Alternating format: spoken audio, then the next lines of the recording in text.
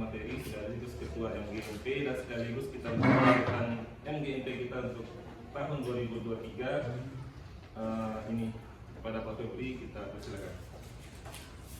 Terima kasih Pak Haji. Izin Pak Ibu untuk berdiri. Baik Pak Ibu, Assalamualaikum warahmatullahi wabarakatuh. Waalaikumsalam.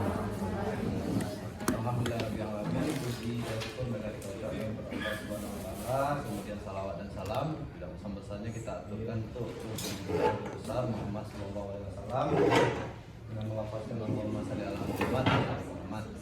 Yang sama-sama saya hormati Bapak Ibu anggota MGMP tahun sekolah guru TK, SMA, SMK, SLB Kabupaten Pasaman yang hadir pada hari ini, kemudian Bapak Ibu guru dari MGMP PPKN ya Bu, PPKN yang beberapa minggu yang lalu itu kita sudah ada komunikasi bahwasanya kita untuk hari ini bergabung ya Bu. Jadi selamat datang Bu. Dan kemudian Bapak Ibu guru di sini mungkin ada yang belum saling kenal. Jadi saya dulu perkenalan diri, nama Febri, kemudian mengajar tahun dinasnya di SMK 1 Lubis Kapin. Kemudian untuk saat ini masih sebagai ketua MGMP ya Pak Ibu. Nggak tahu ke depannya lagi karena udah lama ini, jadi perlu regenerasi atau pergantian kepengurusan. Kemudian Bapak Ibu, untuk hari ini sebelum kita masuk ke materi yang rencananya hari ini kan kita membahas terkait dengan platform Merdeka Mengajar ya Pak Ibu. Jadi sebelum itu perlu saya sampaikan bahwasanya informasi yang terbaru itu bagi sekolah yang belum mendaftar secara mandiri untuk implementasi kurikulum Merdeka mulai hari ini sudah bisa daftar. Jadi silakan Bapak Ibu akses platform Merdeka Mengajar nanti melalui akun sekolah kalau ingin mendaftar. Jadi bagi Bapak Ibu yang hadir hari ini itu mohon disampaikan bahwasanya memang kedepannya tentu kurikulum yang kita gunakan walaupun tidak ada paksaan untuk itu adalah kurikulum Merdeka. Ya silakan Bu. Kalau boleh tahu Pak Ibu, ini sebelum kita mulai, sekolah yang sudah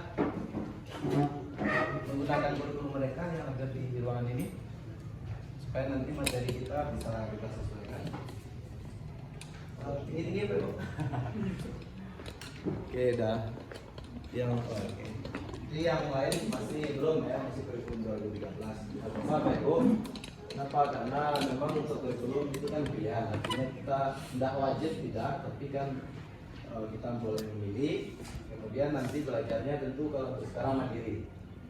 Kami dulu di SMK untuk 2000 belajaran 2 tahun ya Pak Ibu, mulai dari 2021 itu dulu sudah melaksanakan kurikulum Merdeka ini dan memang awalnya dipilih guru mapel, seluruh perwakilan guru mapel itu nanti didiklat oleh kementerian melalui kalau kita dulu BPM Medan dulu Pak Ibu. Ya kalau dulu Pak PMTK apa namanya sekarang udah ganti nama Balai ya Pak Ibu. Jadi selama 10 hari, jadi waktu cukup di sana Pak Ibu ada guru mapel umum dan mapel kejuruan. Nah, kemudian nanti setelah selesai mengikuti diklat atau pelatihan itu secara daring, masing-masing guru itu mensosialisasikan di sekolah itu IAT ya Bapak Ibu, dan pendampingan individu dan mandiri sampai nanti kawan-kawan yang lain paham terkait apa itu kurikulum Merdeka seperti itu ya Bapak Ibu. Cuman yang jelas Bapak Ibu, kurikulum Merdeka ini memang paradigmanya beda dengan kurikulum lama, artinya di pelaksanaan pembelajaran pun kita nanti ya yang istilahnya dikenal pembelajaran diferensiasi itu memang betul-betul kita harus laksanakan.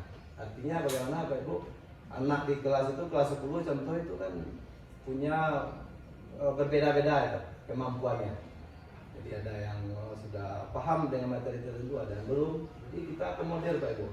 Jadi yang penghambakan ke siswa itu bukan menghambakan diri seperti kita ke Sang Pencipta, tapi memang anak itu ya apa potensinya, apa bakatnya, kita cuma memfasilitasi saja. Contoh kalau kita guru informatika, misalnya materi terkait TIK, nanti kan ada materi terkait Office, Word misalnya. Yang kawan lain udah bisa ke PowerPoint, ke Excel, yang belum yang lambat, ya tetap kita beri fasilitas dan ya kita motivasi dia terus untuk bisa menyelesaikan. Jadi nanti istilah KKM untuk kurikulum mereka tidak ada. Jadi nanti istilahnya KKTP, kriteria ketercapaian tujuan pembelajaran. Jadi bagaimana materi terkait kurikulum mereka itu Bapak Ibu, mulai dari apa itu kurikulum mereka, kemudian sampai model perangkatnya dan asesmennya, itu Bapak Ibu nanti bisa memanfaatkan platform mereka mengajar. Pasti Bapak Ibu di dalam ini sudah punya akun belajar.id yang diberikan oleh Kementerian. Itu nanti Bapak Ibu akses ke platform pakai itu, akses ke rapor pendidikan pakai itu. Jadi kenapa sekarang materi yang kita angkat itu rekomendasi perencanaan berbasis data? Karena rekomendasi itu nanti Bapak Ibu di saat rapor pendidikan yang kita 2022 itu yang kita download, itu nampak laporan atau potret sekolah kita Bapak Ibu. Bahkan kondisi anak, pembelajaran bagaimana, di mana kita perlu perbaikan itu nampak. Jadi makanya nanti kita menggunakan platform, terutama bagi sekolah yang sudah melaksanakan kurikulum mereka atau bagi yang akan mengimplementasikan kurikulum mereka, menggunakan platform mereka mengajar itu prioritaskan dulu hasil rekomendasi dari rapor pendidikan kita ini. Contoh, misalnya SMK 1 Lubuk Saping, setelah dilihat rapor pendidikan yang perlu pembenahan atau yang direkomendasikan terkait dengan numerasi misalnya. Jadi numerasi ini rendah. Tentu akta penyebab masalahnya kita lihat. Jadi rapor yang sudah kita download itu Bapak Ibu nanti kita analisis Bapak Ibu. Itu ada formatnya. Setelah kita analisis, oh ternyata ini yang perlu perbaikan, ini yang sudah baik. Kemudian kita lihat akar dari masalahnya apa.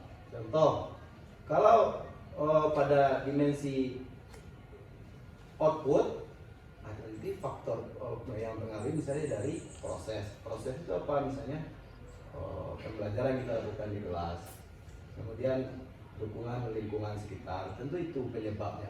Karena hasil belajar anak baik atau tidaknya tentu menyangkut dari kegiatan pembelajaran yang dilakukan guru. Nanti solusinya bagaimana? Kalau di sana ada nanti namanya solusinya yang dalam bentuk kegiatan. Apa saja kegiatannya? Contoh pemanfaatan platform mereka mengajar. Ini menyangkut materi numerasi. Nah, jadi kalau sekarang Pak Ibu, hasil rapor itu alhamdulillah enak lah kita, atau syukurlah kita. Kenapa? Karena sudah dibuatkan oleh pusat rekomendasinya langsung. Kalau dulu di saat awal-awal rapor pendidikan ini, maaf dulu lapor mutu, sekarang pendidikan ya Pak Ibu. Di awal-awal rapor pendidikan ini belum ada rekomendasi Pak Ibu. Jadi sekolah setelah download rapor, kalau yang lah dapat bimtek, oke lah Pak Ibu paham. Yang belum dapat bimtek pusing, bang aja menganalisis dari rapor pendidikan yang sudah kita download. Kalau kami dulu Pak Ibu, Waalaikumsalam, karena ada bantuan pembelajaran dari pusat, dari kementerian, jadi bisalah kita undang narasumber. Kalau kita nggak punya dana atau sekolah nggak ada, mandiri, bagaimana? Jadi caranya Pak Ibu, kita kuatkan lagi kegiatan di MGMP kita nyata di komunitas kita masing-masing. Ya Pak Ibu, yang Bapak Ibu yang hadir ini, misalnya dari guru PKN sudah terbentuk komunitasnya, baik di sekolah maupun di lingkup kabupaten. Komunitasnya ada, komunitas belajar atau komunitas praktisi. Belum Pak Ibu? Nah, jadi Bapak Ibu nanti setelah kegiatan ini tentunya bentuk komunitas itu, artinya daftarkan ke platform Merdeka Mengajar itu. Jadi caranya bagaimana? Nanti akan diberikan panduan. Jadi Bapak Ibu harus selesaikan 2 topik atau materi dulu, baru kita bisa daftar. Pertama terkait kurikulum mereka itu apa, kemudian terkait pembelajaran dan asesmen pada kurikulum mereka. Itu intinya Pak Ibu. Jadi kurikulumnya kita pelajari, pembelajarannya seperti apa, asesmennya seperti apa kita pelajari. Baru nanti kita bisa mengusulkan untuk pembuatan komunitas di platform Merdeka Mengajar. Jadi Pak Ibu lihat di dalam platform itu ada komunitas. Kan bisa kita cari komunitas yang sudah terdaftar. Cuman kita nggak bisa mendaftarnya langsung seperti itu saja, isi form daftar ya Pak Ibu. Tapi kita dituntut nanti atau pengurus yang mau mendaftarkan dituntut untuk mempelajari 2 materi itu. Jadi detailnya nanti akan dibagikan supaya Bapak Ibu nanti di saat mengadakan MGMP ini atau kegiatan di komunitas bisa kita laksanakan daring. Jadi kami dulu MGMP Bapak Ibu ini sekedar informasi, bukan maksud yang lain. Di awal-awal kegiatan di 2022 kan ada kita ya Bapak Ibu melaksanakan kegiatan itu daring. Kenapa? Karena di saat itu bertepatan ada kesibukan guru-guru teknik di sekolah masing-masing untuk kegiatan di sekolah. Jadi bisa kita pertemuannya seperti ini, tatap muka atau luring. Jadi kita gunakan platform itu. Dan alhamdulillah di saat kegiatan itu bukan hanya guru TIK Pasaman saja yang ternyata bergabung, Bu. Ada sampai 70 orang dari seluruh guru TIK yang ada atau guru lain yang ada di Indonesia yang bergabung ke kegiatan kita. Intinya apa, Bapak Ibu? Di saat itu selain jumlah peserta banyak, kita bisa menimba ilmu atau pengalaman juga atau masukan juga dari guru-guru lain yang sudah lebih dahulu menerapkan misalnya asesmennya atau segala macam terkait kurikulum mereka ini. Ya Pak Ibu, jadi nanti Bapak Ibu diharapkan bagi yang sudah menggunakan atau memiliki akun belajar.id diharapkan menggunakan platform mereka mengajar. Bisa di-download melalui Play Store pakai HP Android kita masing-masing atau dibuka menggunakan browser. Ya Bapak Ibu, itu apa saja Bu untuk mengawali kegiatan kita saja. Di sini Bapak Ibu, kalau kita lihat di slide, ini ada pertanyaan-tanya mungkin nanti Pak Ibu ya. Di rapor pendidikan, ini kan tampilan rapor pendidikan. Bapak Ibu atau kita masuknya yang warna biru itu Pak Ibu. Yang warna biru, kalau yang di sebelah kiri itu kan nanti bisa diakses oleh umum, gambaran umum se-kabupaten, se-provinsi, se-Indonesia itu saja. Tapi yang detailnya berapa atau level sub-level indikator mana yang merah atau macam itu bisa kita lihat di hasil unduhan dalam format Excel itu. Jadi nanti Bapak Ibu rapor pendidikan kita ini dulu sebelum rapor ini Bapak Ibu masih ingat rapor mutu ya Bapak Ibu? Rapor mutu yang setiap tahun juga kita ada kegiatan di sekolah, misalnya siswa mengisi borang instrumen ini kita bagikan, guru ngisi itu, kadang operator saja ngisi sendiri selesai. Seperti itu ya Pak Ibu, tapi sekarang nggak seperti itu, pola dari ganti.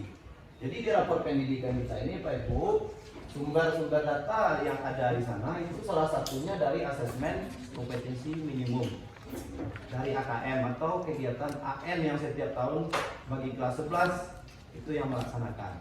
Kalau di SMTP itu kelas 8, kalau di SD itu kelas 5 ya Pak Ibu.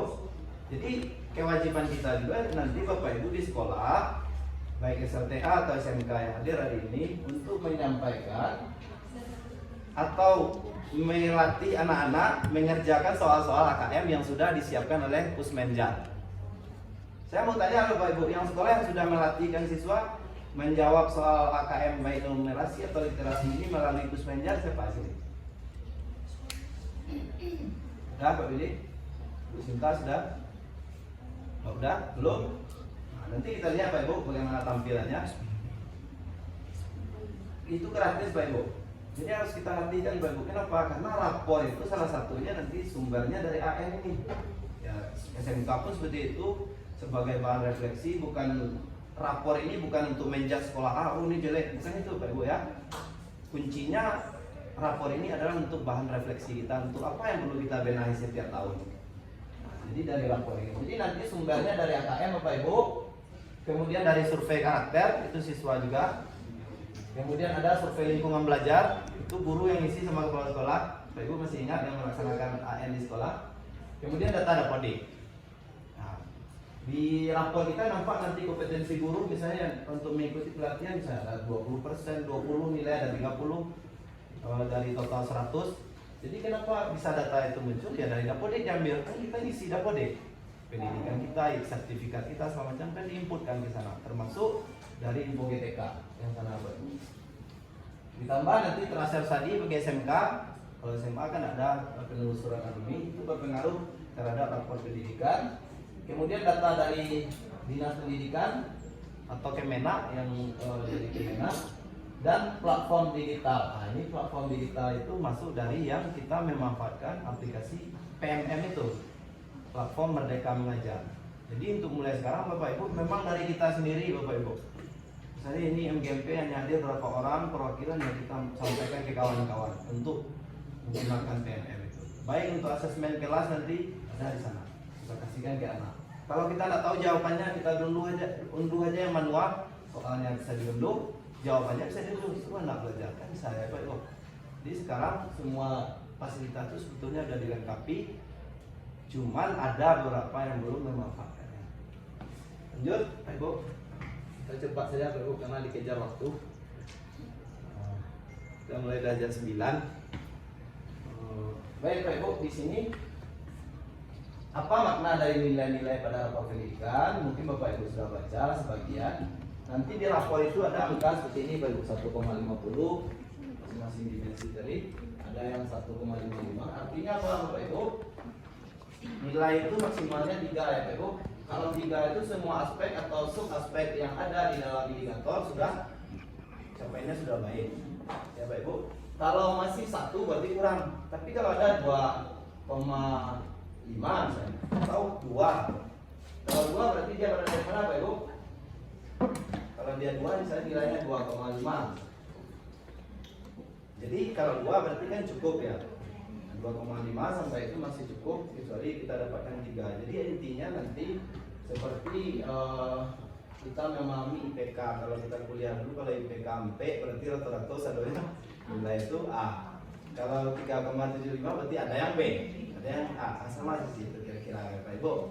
Jadi nilainya paling tinggi itu 3, kemudian yang paling bawah 1. Kebanyakan sekolah kalau dari secara kabupaten dilihat kemarin rata-rata itu sudah 2, sekian. Cuma tentu perlu kita tingkatkan. Itu ya Pak Ibu cara bacanya. Buat saya rapornya Pak Ibu. Oke. Kemudian hasil dari rapor ini kan dari hasil AN asesmen nasional, dia 2 saja poin besarnya Bapak Ibu yang diujikan ke anak. Itu yang literasi 1, numerasi 1. Literasi itu apa saja bagiannya Pak Ibu? Di literasi sekolah ada yang teks informatif dan ada yang sastra. Ya Pak Ibu? Nah itu harus jelas kita Pak Ibu. Jadi setiap sekolah sekarang harus atau sudah mulai ini membuat soal-soal model AKM. Bukan AKM-nya tapi model AKM. Ada yang bertanya, bisa nggak matematika atau PPKN membuat model soal AKM literasi ini? Bisa. Karena yang khusus teks informatif itu bisa untuk semua novel. Kecuali nanti yang sastra itu garapan ya orang sastra, bahasa Indonesia kan di sekolah atau bahasa Inggris. Ya Pak Ibu.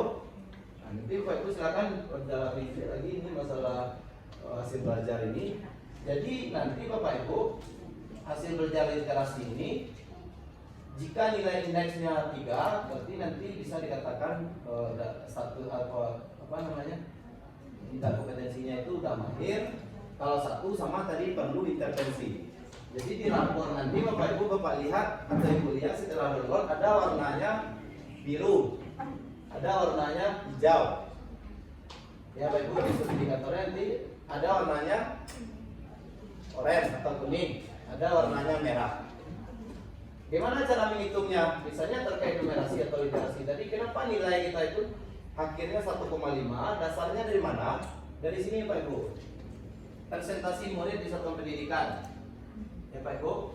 Kalau 10% itu dijadikan 0,1 yang mahir, 15% 0,15 kalau yang cukupnya. Nanti dikali bobot. Contoh, kalau mahir itu bobotnya 3. Kalau cukup 2. Kalau dasar 1,5.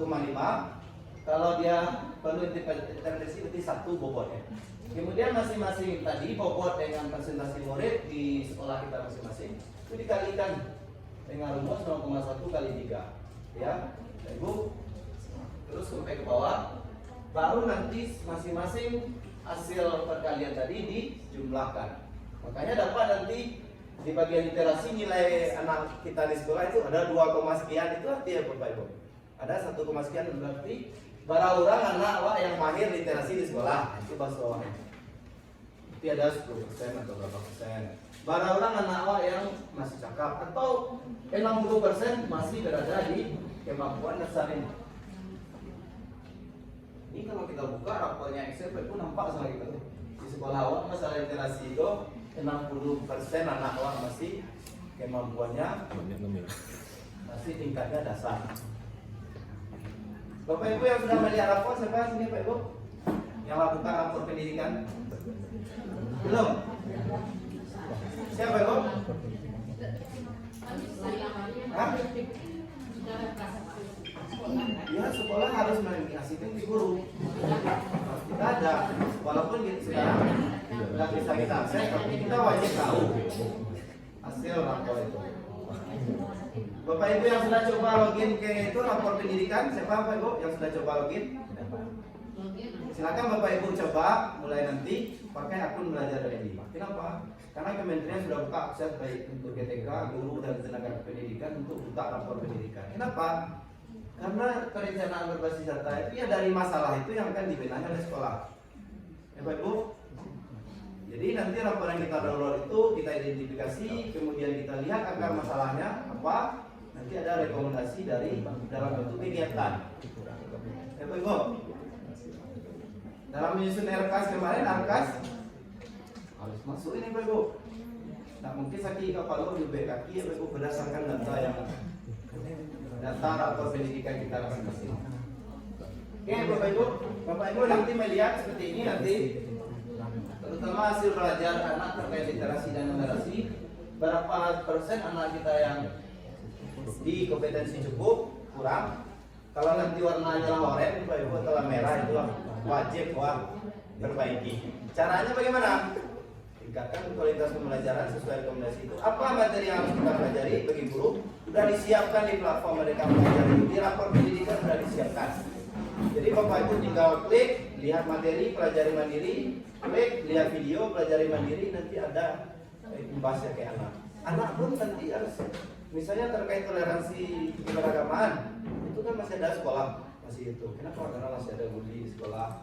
Kemudian ada yang minoritas, agak sama yang mayoritas. Bagaimana supaya itu lebih baik? Tidak ada bullying yang seperti tadi. Ya ada nanti siswa dikasih video-video terkait toleransi beragama, memahami hakikat berbudaya atau menghargai. Itu sudah ada materi yang baik-baik itu. Bisa kita masukkan ke pembelajaran, bisa di saat kita ekskul memberikan itu ke anak. Bisa Pak Ibu? Oke. Jadi seperti ini ya caranya Pak Ibu. Satuan pendidikan dikategorikan sebagai mencapai kompetensi minimum jika indeksnya 1,8. Ini bisa dicapai apabila 60% memiliki tingkat kompetensi cakap atau mayar. Berarti 60% Bapak Ibu. Kalau di bawah itu berarti belum. Lanjut dulu. Oke Pak Ibu, dalam AN itu kategorinya ada 3 Bapak Ibu, nanti seperti ini modelnya, ambil indeks itu. Berarti indeksnya 1 berarti kurang.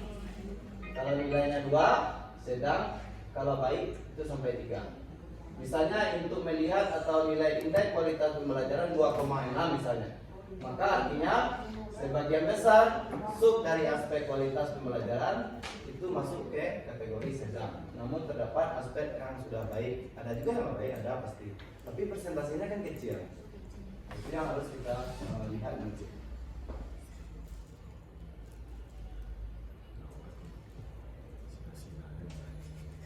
Oke Pak Ibu, ini seperti ini Pak Ibu. Ini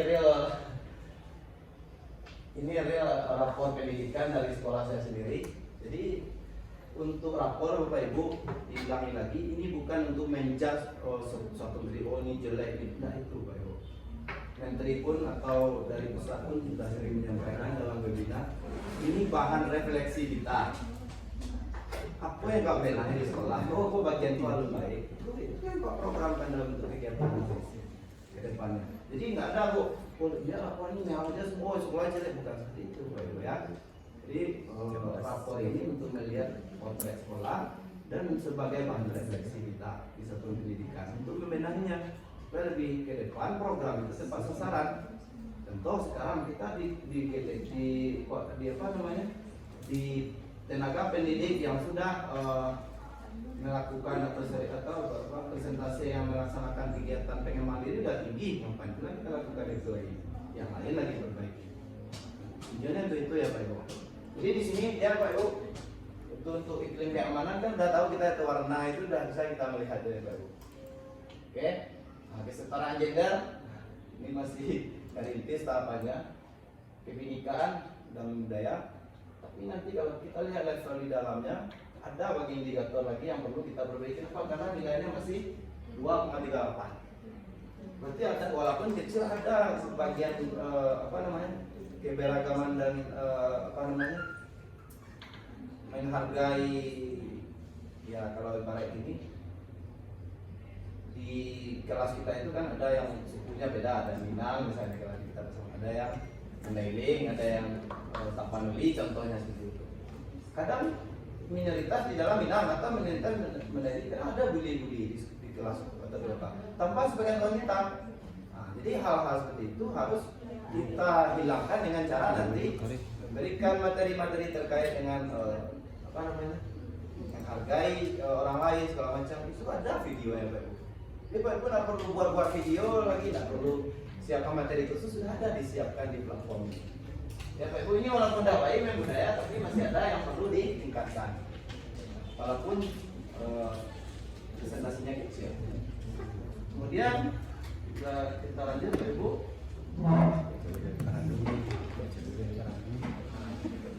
Nah, seperti ini nanti di kompetensi GTK nilai uji kompetensi guru kan udah baik Pak Ibu. Berapa nilai Pak Ibu? 54 dari totalnya 100.